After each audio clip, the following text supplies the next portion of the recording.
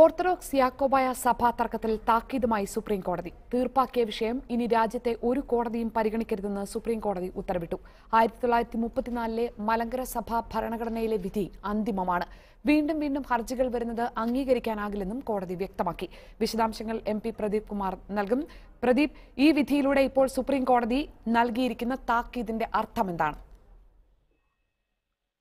Shani, 2017 July 3-ന് supreme കോടതി വളരെ കൃത്യമായ ഒരു വിധി പുറപ്പെടുവിച്ചിരുന്നു. 1934 മലങ്കര സഭാ ഭരണഘടന പ്രകാരം തന്നെ ആയിരിക്കണം പള്ളികൾ ഭരിക്കേണ്ടത് എന്നൊരു ഉത്തരവ് ഇറക്കിയിരുന്നു. എന്നാൽ അതിനുശേഷവും സുപ്രീം കോടതിയെയും ഹൈക്കോടതിയെയും അതുപോലെ തന്നെ കേരളത്തിലെ സിവിൽ കോടതികളെയും അടക്കം സമീപിക്കുന്ന ഒരു സാഹചര്യം, അല്ലെങ്കിൽ അവിടെ വീണ്ടും ഇത്തരം തർക്കങ്ങൾ എത്തുന്നതിന്റെ ഒരു സാഹചര്യം ഉണ്ടാകുന്നു. ഒപ്പം തന്നെ ഇപ്പോൾ കന്യാട്ടുനിരപ്പ് സെന്റ് ജോർജ് ഓർത്തഡോക്സ് ചർച്ചിലെ തെരഞ്ഞെടുപ്പുമായി ബന്ധപ്പെട്ട് യാക്കോബായ വിഭാഗം സഭ സുപ്രീം കോടതി സമീപിക്കുന്നു.